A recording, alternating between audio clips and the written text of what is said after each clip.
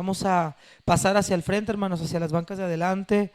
Vamos a abrir las Biblias, hermanos, en Mateo 13, por favor. Mateo 13. Mateo 13, vamos a abrir la Biblia. Mateo capítulo número 13, hermanos, versículo 1 en delante, hermanos, vamos a tener la exposición de la palabra de Dios. Mateo 13.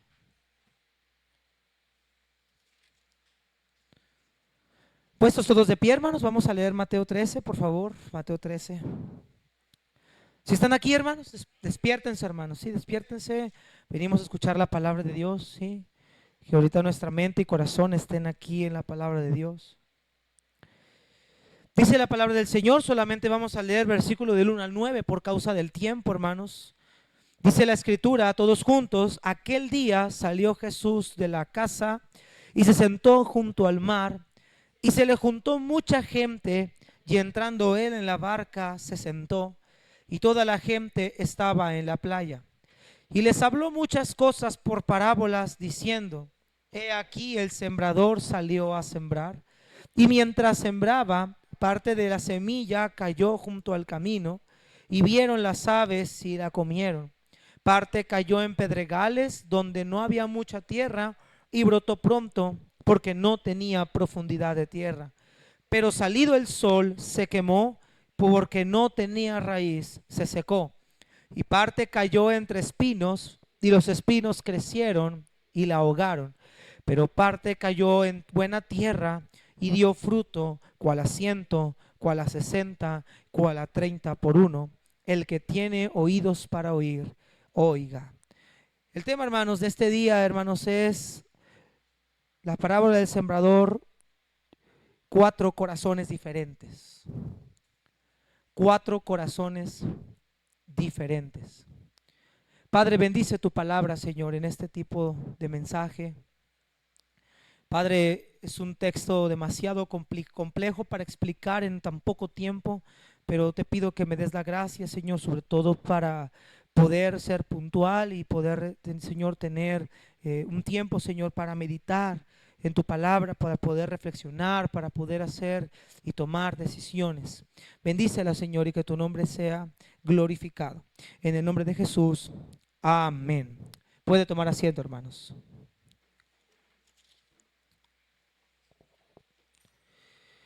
Vemos, hermanos, en esta parábola la escenografía, hermanos, donde se empieza a contar.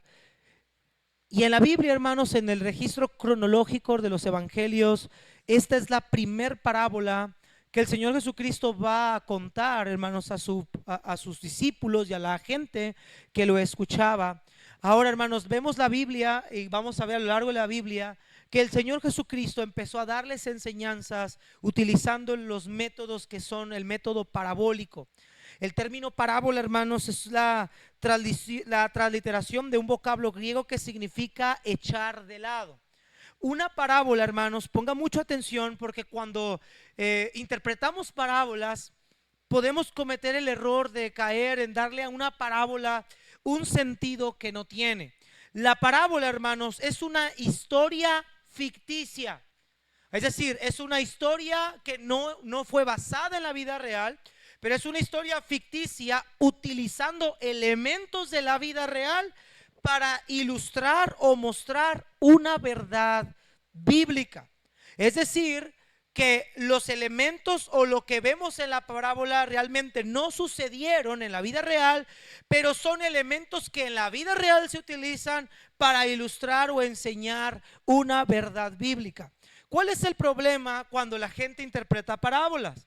Que a las parábolas les dan sentido de las cosas que no tiene, que son parte de la narración, forman la escenografía de la historia, pero que en la realidad de la aplicación no tienen relevancia o no tienen una enseñanza como tal. Entonces, hermanos, debemos de tener cuidado que cuando leemos la parábola tenemos que aprender a leer por qué Cristo la contó y en base a qué la contó para poder entender la enseñanza que hay detrás de esta parábola.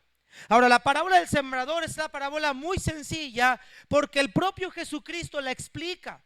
Es decir, que no vamos a ver versículo 1 al 9, sino vamos a adentrarnos en el versículo 18 al 23, que es donde Cristo les explica a sus discípulos cuál es la razón o la enseñanza de la parábola del sembrador. Pero hay otras parábolas que el Señor Jesucristo ya no explicó y que nos toca a nosotros tener que interpretarlas. Ahora, la parábola del sembrador nace a raíz del contexto de lo que vemos en la historia. Hermanos, vamos por favor ahí al libro de Mateo 12. Vamos ahí, hermanos, a Mateo 12. Vamos a leer, hermanos, versículo 22.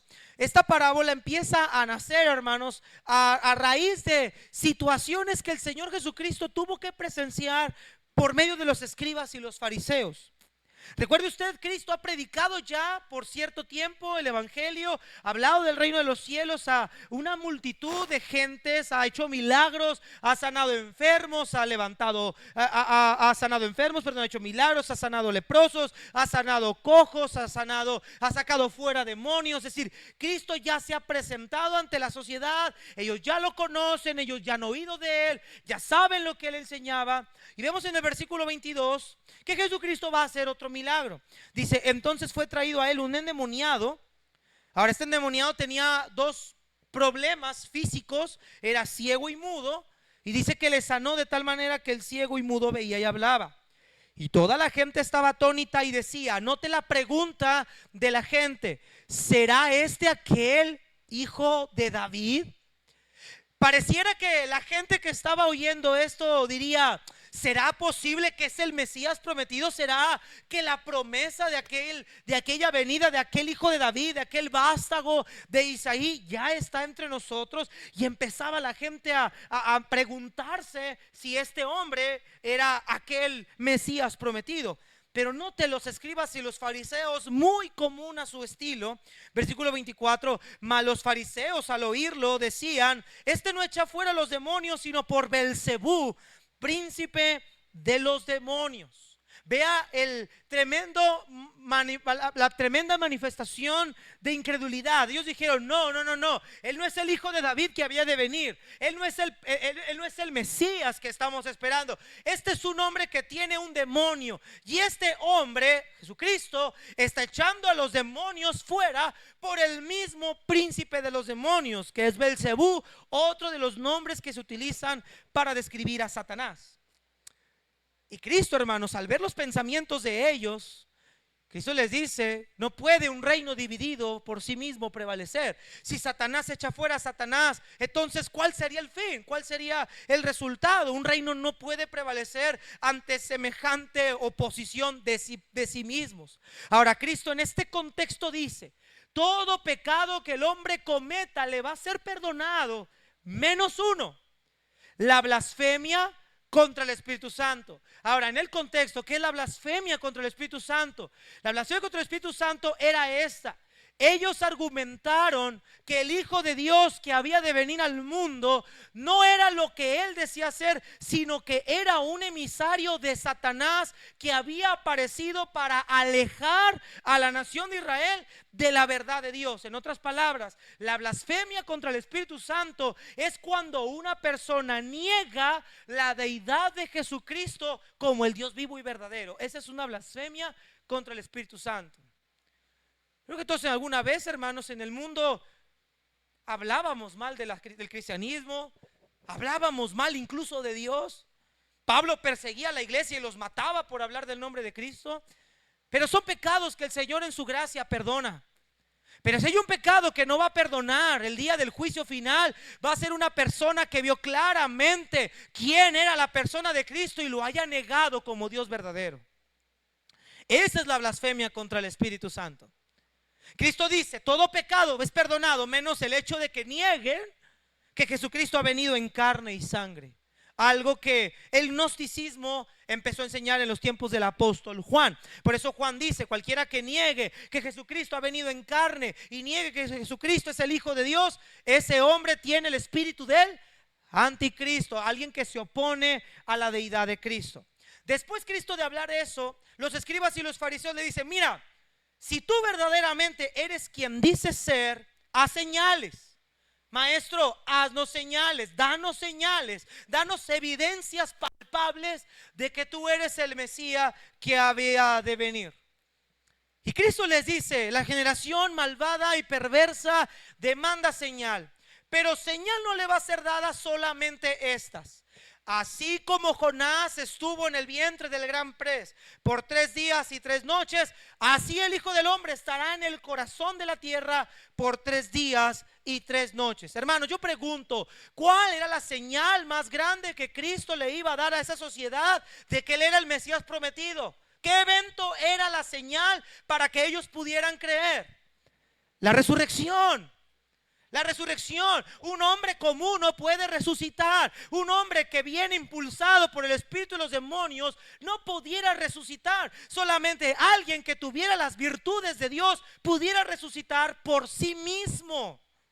Cristo resucitó muertos, a Lázaro, resucitó Pablo, creo que a Dorcas o a la madre de Dorcas, no recuerdo bien. Hubo resurrecciones, pero alguien las propició. Pero que alguien pudiera resucitar por sí mismo, tendría que haber sido Dios solamente el que pudiera hacer semejante cosa. Y Cristo les dice: la única señal que van a ver es que el Hijo del Hombre se levantará de entre los muertos al tercer día. Cosa que los escribas y los fariseos no creyeron. Al contrario, el sumo sacerdote le pagaron a los soldados romanos para divulgar que el cuerpo del Señor Jesucristo había desaparecido porque los discípulos lo habían hurtado. Hermanos amados, para que una persona pueda ser salva necesita reconocer 2 cosas. Uno, que Cristo es el Señor y que Cristo ha resucitado. Si no tiene esas cosas, no tiene la fe en esas cosas, no puede ser salvo. No puede ser salvo. Por eso Romanos 10:9 dice que si confesares con tu boca, ¿qué vas a confesar con tu boca? 1, que Jesús es el Señor y que Dios le levantó de los muertos, entonces dice Pablo, serás salvo. Porque con el corazón se cree para justicia, pero con la boca se confiesa para salvación. Y Cristo les ha dicho esto a los fariseos y escribas: ustedes están tan duros, están tan ciegos, me han visto hacer obras y todavía demandan señal. Han oído mi palabra, han oído mi enseñanza, han visto las obras que los profetas del Antiguo Testamento han hablado de mí, y ni aún así ustedes me creen. Versículo 46, mientras él aún hablaba a la gente, en Mateo 12:46, he aquí su madre y sus hermanos estaban afuera y le querían hablar. Y él le dijo: he aquí tu madre y tus hermanos están afuera y te quieren hablar. Respondiendo él al que le decía esto, dijo: ¿quién es mi madre y quién es mis hermanos? Y extendiendo su mano hacia sus discípulos dijo: he aquí mi madre y mis hermanos, porque todo aquel que hace la voluntad de mi Padre que está en los cielos, ese es mi hermano y mi hermana y mi madre. Lo que Cristo estaba viendo aquí era una audiencia sumamente incrédula y endurecida de corazón. Es más, hermanos, en uno de los lamentos Cristo dice: Jerusalén, Jerusalén, que matas a tus profetas, que apedreas a los que salen del medio de ti. Oh, como yo quise juntar, como la gallina junta sus polluelos, yo así quise traerte, pero ustedes no conocieron el día de su visitación. Cristo apeló a la dureza del corazón del hombre. Y en ese momento, en esa casa en la que Cristo estaba, comienza el capítulo 13, verso 1. Aquel día Jesús salió de la casa, de ese lugar donde había sido confrontado como blasfemo, donde había sido confrontado como un falso profeta, emisario de Satanás, y todavía que dudaban de la integridad de la palabra de Cristo. Aquel día salió Jesús de esa casa, se sentó junto al mar como los rabinos solían sentarse para enseñar, y dice que se le juntaba mucha gente, y él entró en esa barca, hermanos, a la orilla del mar. Y toda la gente que estaba en la playa, y Jesús empezó a dar su primer parábola con una enseñanza peculiar para toda aquella gente que lo había visto, que lo había oído, que había visto sus obras, pero que todavía no creían en él. Y les da una parábola, que es la parábola que vamos a estudiar en este día. Y habla de un sembrador que salió a sembrar. Ahora, hermanos, cuando nosotros leemos estos pasajes, nosotros se nos viene a la mente un sembrador, un hombre que sale al campo, y un sembrador contemporáneo, un hombre que sale con todo un sistema de riego grandote y empieza a plantar. No, Los sembradores del tiempo de Cristo, hermanos, eran personas que salían a los campos, queridos hermanos, y llevaban por lo regular una especie de morral en sus hombros, y ellos metían la mano, hermanos, en las semillas, y ellos sembraban la semilla, aventando la semilla por cualquier parte de ese terreno, de ese campo. No hacían pozos y la ponían y luego la enterraban y le echaban agüita, como usted a lo mejor se puede imaginar, sino que los sembradores agarraban la semilla y aventaban la semilla por todo el campo, la tierra, y era la forma en la que ellos terminaban sembrando. Al sembrar la semilla de esta manera, podía la semilla caer en 4 tipos de terrenos diferentes. Versículo número 4, por favor. Capítulo 13, 4.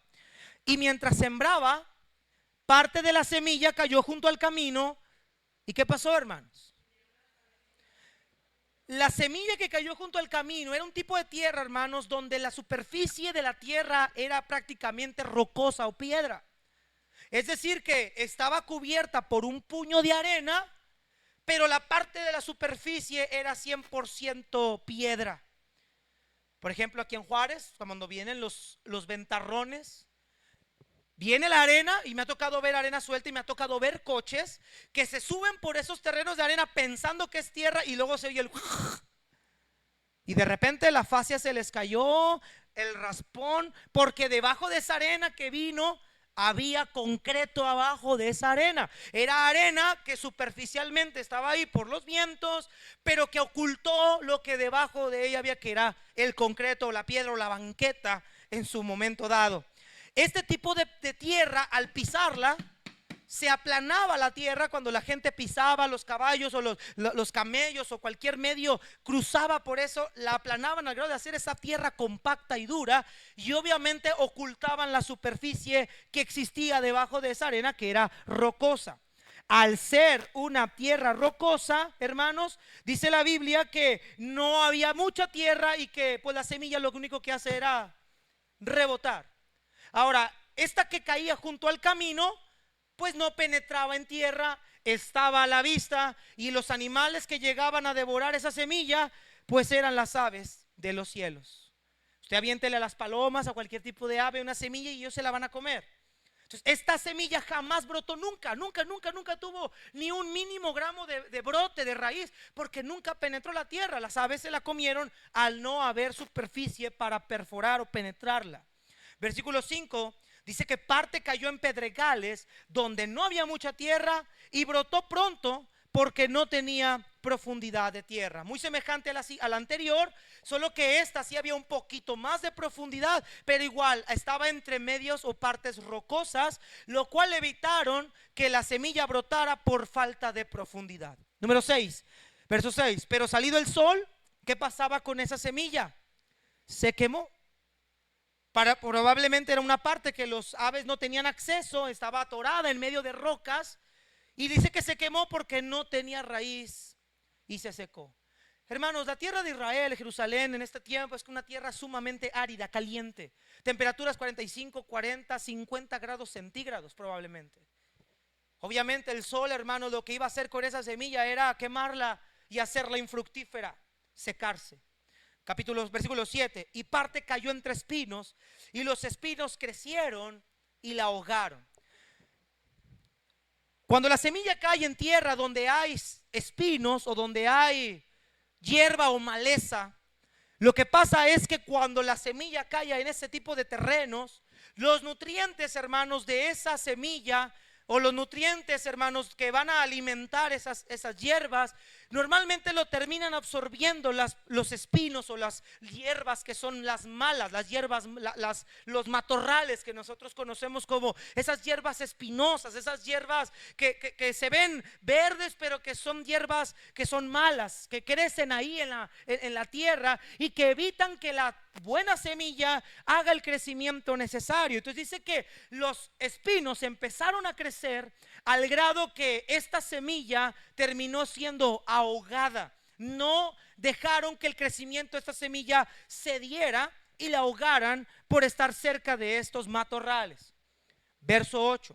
Pero parte cayó en buena tierra, y la Biblia nos dice que dio fruto, cual a 100, cual a 60, cual a 30 por uno. Y Cristo dice: el que tiene oídos para oír, oiga. Ahora, Cristo ha contado esta parábola de un elemento muy común en la tierra de Israel. Y entonces los discípulos y la gente que estaba ahí no entendieron de qué Cristo estaba hablando. Quizá ellos se pusieron a preguntar: bueno, ¿y esta historia qué tiene que ver con nosotros? Y entonces el Señor, hermanos, les dice a ellos la razón por la cual les habla por parábolas. Versículo 11, Él respondiendo les dijo: porque a vosotros os es dado a saber el reino, los misterios del reino de los cielos, mas a ellos no les es dado. Porque a cualquiera que tiene se le dará y tendrá más, pero el que no tiene, aún lo que tiene le será quitado. Ponga atención acá. Dios sentenció a la nación de Israel. Dios mostró una y otra vez su misericordia. Una y otra vez Cristo mostró sus milagros. Y Dios dijo: ya no más. Este pueblo ha visto, este pueblo ha oído, les he mostrado mi gracia, les he mostrado mis milagros. Han conocido a su Mesías, pero no me han querido recibir como Mesías. Ahora yo les voy a hablar por parábolas, para que viendo no vean y oyendo no oigan y puedan arrepentirse. Entonces yo les sane, dice Cristo. Ahora yo le voy a dar estas cosas a los niños. Hermanos, y gracias a Dios el evangelio llegó a los gentiles, hermanos. Era una sentencia de Cristo por la incredulidad de la nación de Israel. Y entonces ellos le preguntan: Señor, explícanos. Versículo 18. Oíd pues vosotros la parábola del sembrador. Y Cristo aquí va a empezar a explicar la parábola del sembrador. Entonces vamos a ver, hermanos, rápidamente. En primer lugar, el primer corazón, hermanos, que es el corazón que no responde. Versículo 19.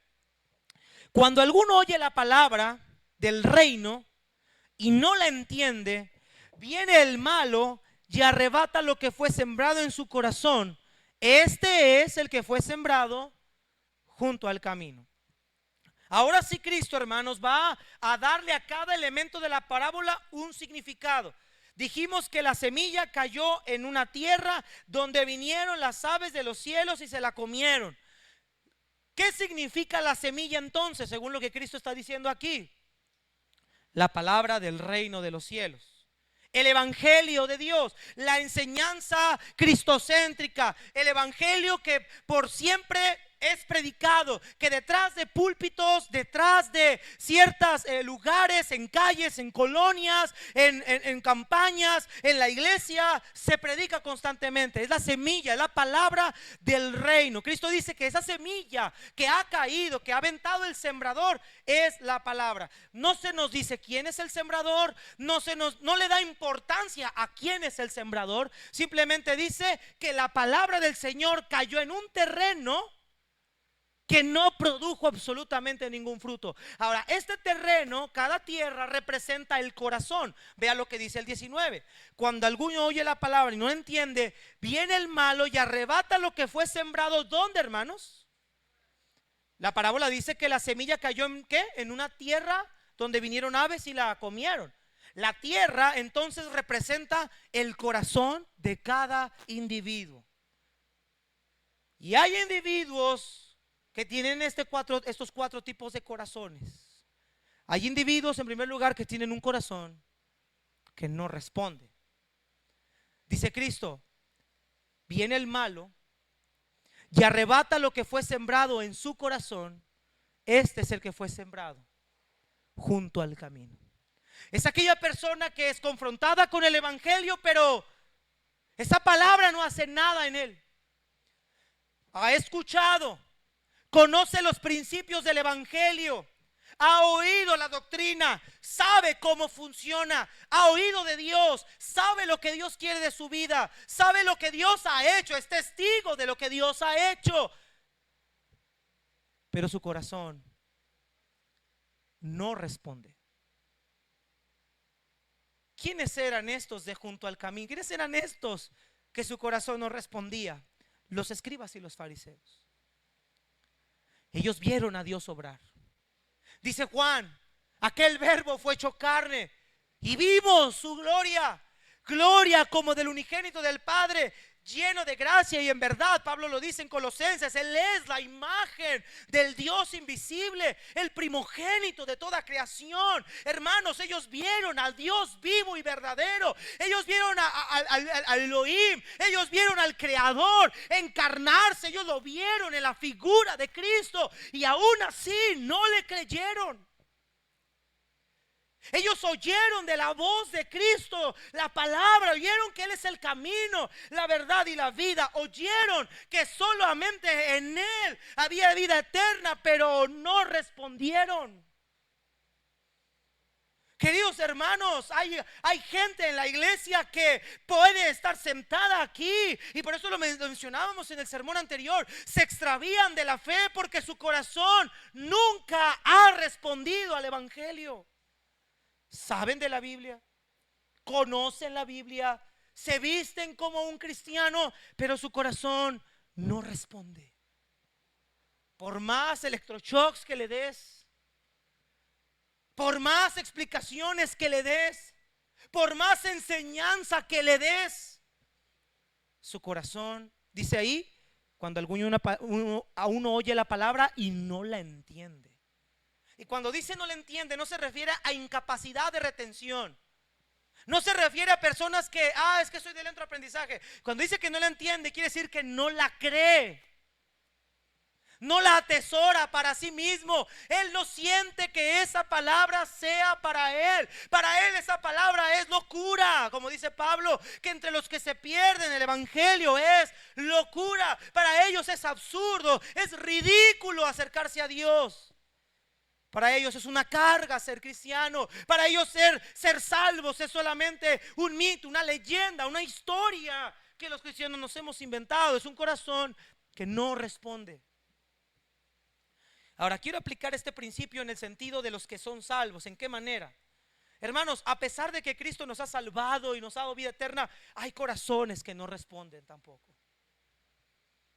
Hay corazones que no quieren escuchar la voz de Dios. Hay corazones que la palabra de Dios ya no hace nada en su interior. Alguna vez la palabra de Dios los confrontó. Alguna vez la palabra de Dios los llevó a humillarse, los llevó a postrarse, los llevó al arrepentimiento. Cambiaron su vida. Pero llegó un momento en el que ese corazón se endureció y se endureció a tal grado que la palabra de Dios hoy en ellos no hace ningún efecto y no hace ningún sentido.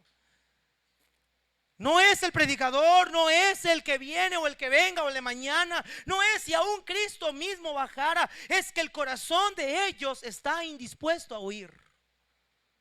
Es un corazón como el corazón de Saúl, indispuesto a obedecer.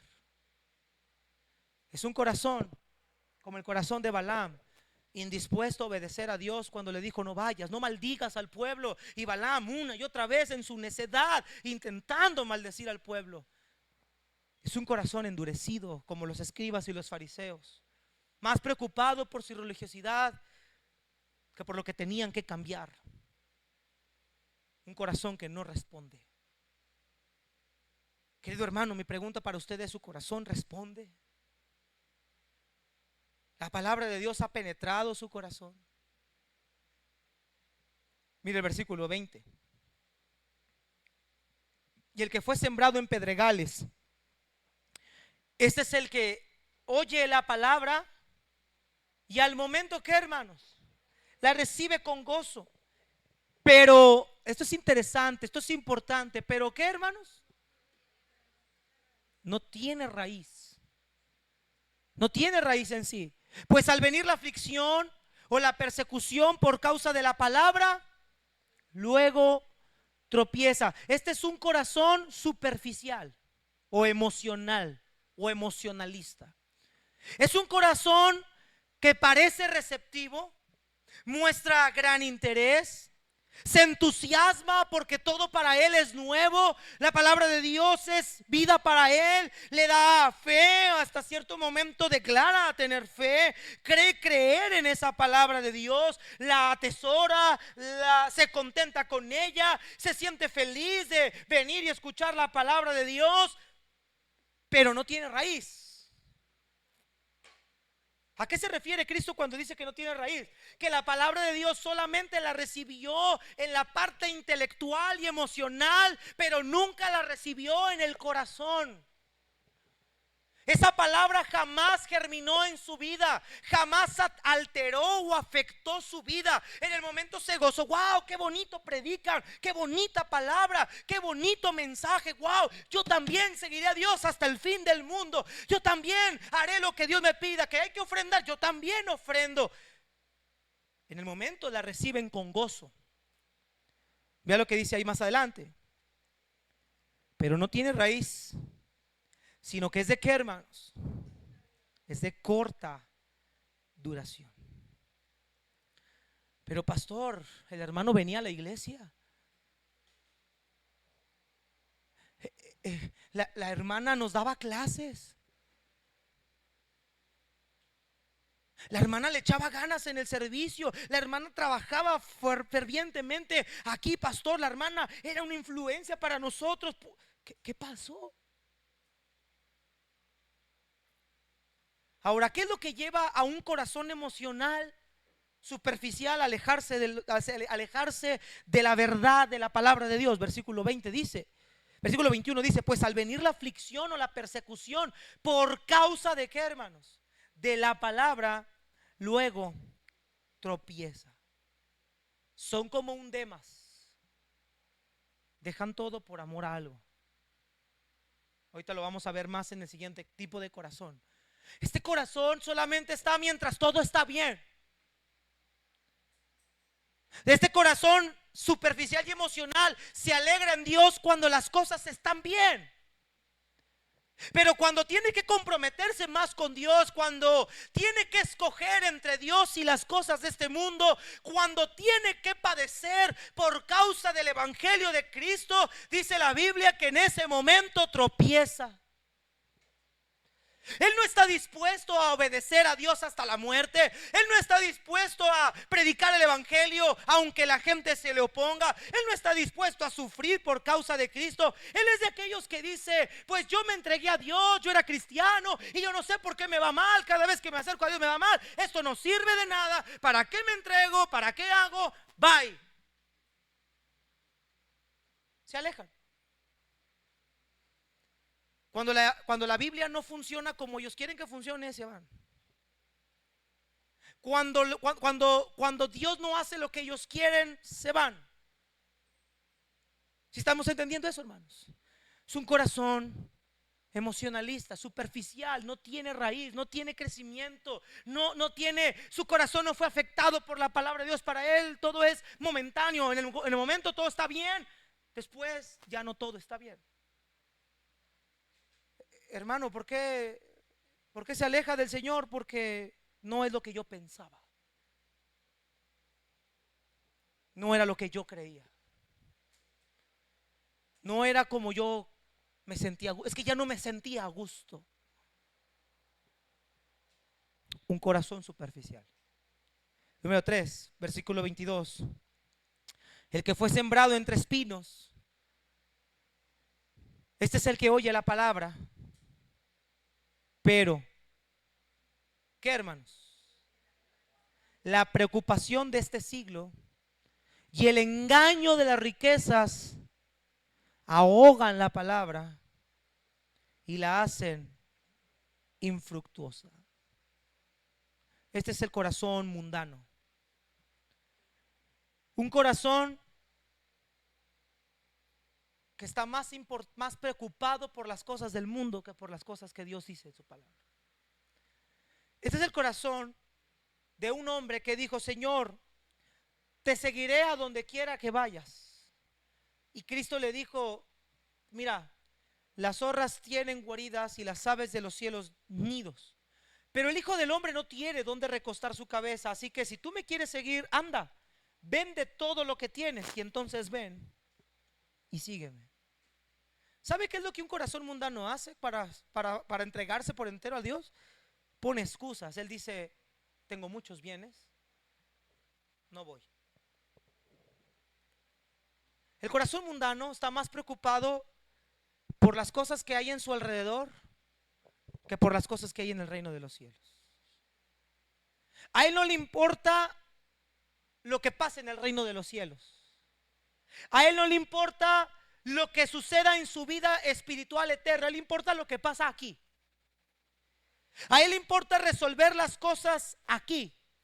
Dice la Biblia que es engañado por las riquezas que terminan ahogando la palabra. Él está más preocupado por la ambición y los bienes de este mundo, por atender las cosas que están alrededor de este mundo. Él no está preocupado por cambiar su vida. Él no está preocupado por obedecer los mandamientos de Dios. Él no está preocupado por atender las leyes de Dios. Él está preocupado por ver cómo salir adelante cada vez mejor en medio de este mundo afanoso. Él está más preocupado por su vida, estabilidad personal en la tierra, que por lo que él pueda hacer para el reino de los cielos. A él no le interesa lo que pase en el reino de los cielos.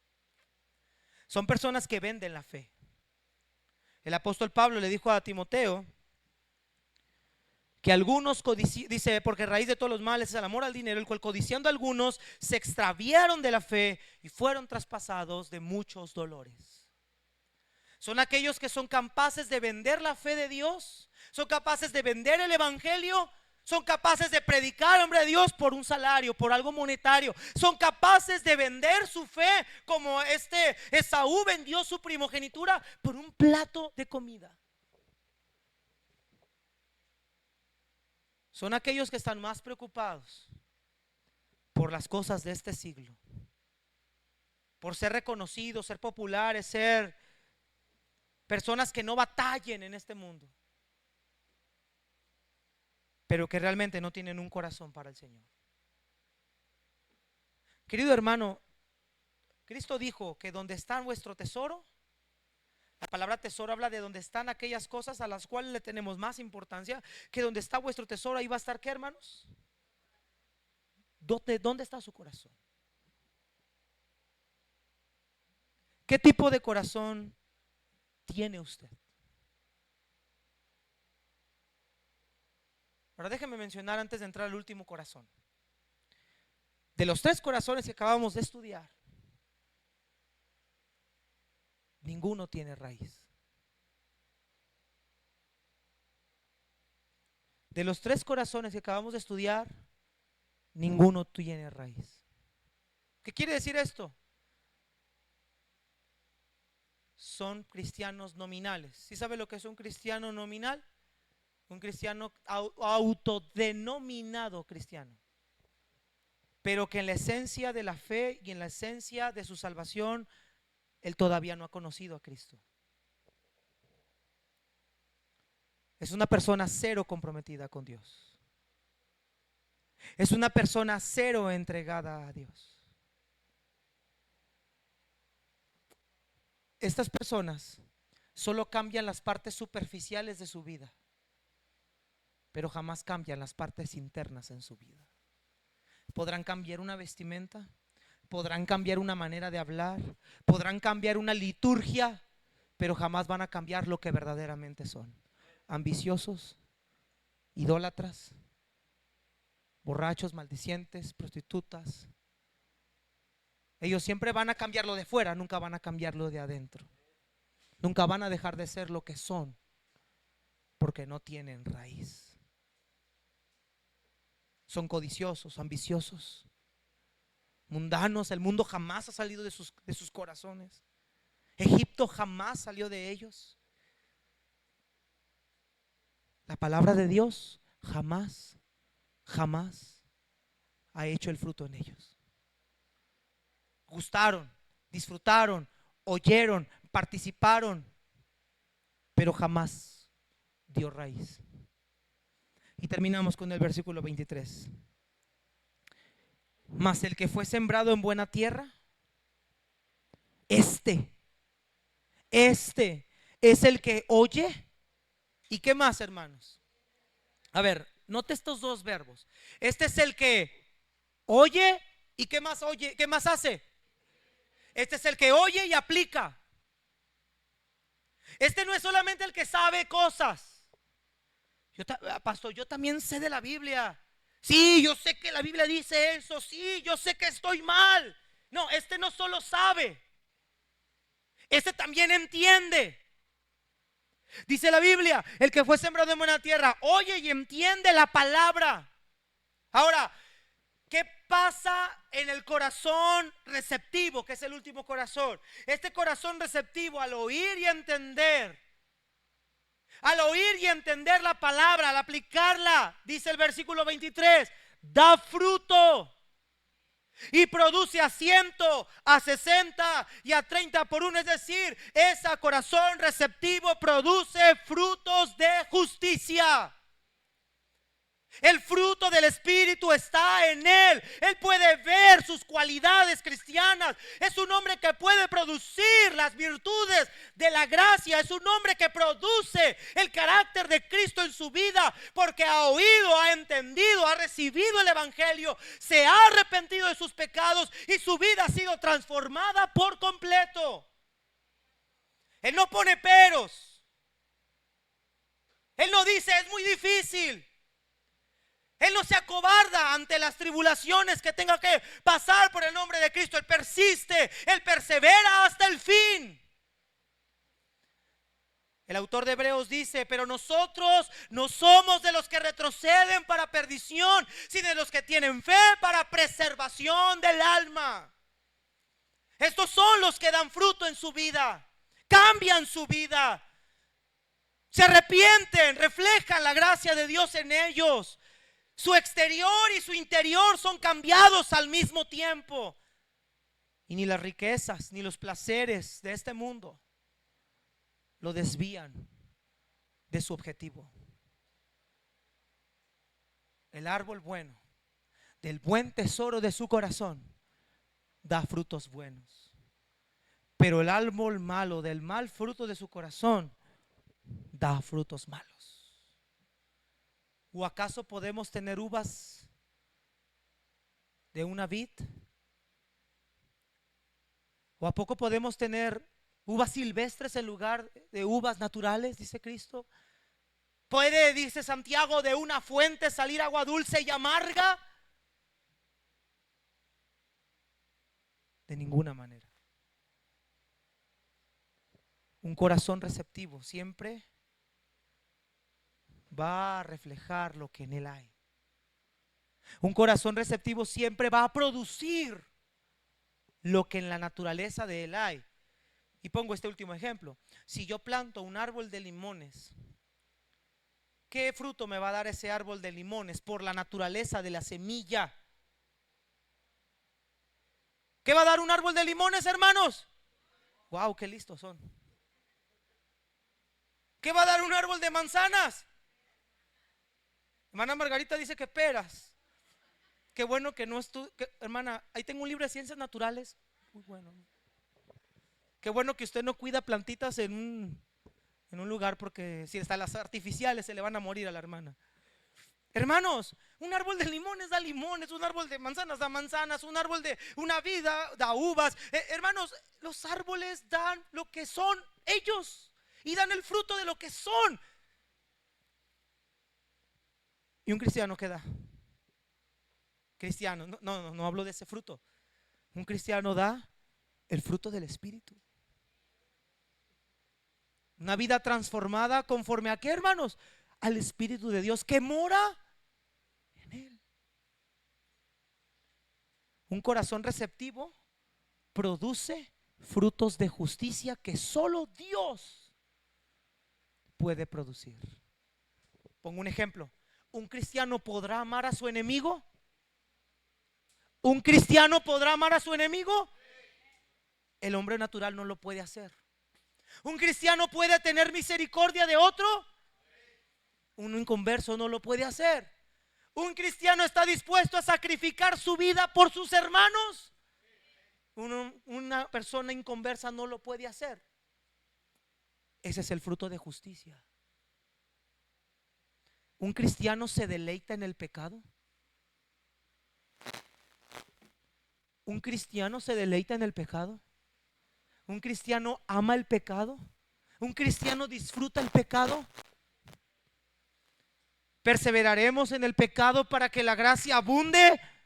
De ninguna manera. Porque los que son de Dios no pueden vivir en las obras de la carne, pero los que son de la carne, dice Pablo, piensan en las cosas de la carne. Lo que Cristo está haciendo es describir el tipo de corazón que había en esa audiencia. Y te digo cuál fue, cuántas tierras buenas, cuántos corazones buenos hubo cuando Cristo resucitó. 120 en número de toda una multitud. Solo 120 números quedaron cuando Cristo resucitó y estaban en oración unos con otros. Por eso Cristo dice: amplio y espacioso es el camino que lleva a la perdición, y muchos pasan por ahí, pero pocos son los que caminan en el camino estrecho, y poquitos son los que hallan la puerta que lleva a la vida eterna. Muchos son llamados, pocos son los escogidos. Mi pregunta final es: ¿qué clase, qué tipo de corazón tiene usted? Hay corazones que ni con electroshocks. Hay corazones que no reviven, que no responden. Pastor, ¿habrá personas en el infierno que nunca respondieron el evangelio? Claro que va a haber gente que... ¿Y sabes quiénes son los que más van a estar en el infierno de los que no respondieron? No la gente que te corre de la casa y te dice: lárgate, no quiero saber nada de Cristo. Los mismos que se congregaban aquí, que día a día oían el mensaje del evangelio, pero no respondían. Es más, hermanos, humanamente hablando te lo digo, humanamente hablando te lo digo. Le tengo más esperanza a alguien que me corre y me dice: lárgate de aquí, porque sé que Dios puede hacer algo en él, que en aquellos que ya han oído el evangelio tantas veces y están tan acostumbrados a oír el evangelio, que su corazón está tan endurecido que ya no responden. Yo le dije esto a un pastor y eso me hizo descansar mucho, hermanos, en el ámbito del pastoreo. Y qué bueno que lo aprendí de jovencito, y en poquito tiempo del pastorado, así mi pelito no se me va a caer tan pronto. Y esto lo aprendí leyendo este texto, estudiando, y me puse a pensar y se lo compartí a otro pastor. A veces los pastores nos frustramos tanto pastoreando cabras en lugar de ovejas, pensando que las cabras son ovejas. No perdamos nuestro tiempo pastoreando cabras. Esas cabras necesitan ser confrontadas con el evangelio, porque la oveja oye su voz y le sigue, y nunca jamás nadie las apartará de la mano del Padre. El Padre que las dio es mayor. Las ovejas están identificadas, las ovejas tienen un común denominador: son obedientes. Son obedientes. ¿Usted es obediente? Hermanos amados, no lo tome a la ligera. Pablo dice: examinaos a ver si estáis en la gracia. Examine su corazón. Haga lo que el salmista David dijo: Señor, examíname y mira en la profundidad de mi corazón, y ve si en mí hay camino de maldad. Lo que usted y yo necesitamos es venir a Dios y decir: Señor, escanéame. Mi corazón no responde. Mi corazón es mundano. Mi corazón es superficial. O mi corazón es receptivo. ¿Qué corazón tiene usted? Puestos de pie, hermanos, vamos a orar.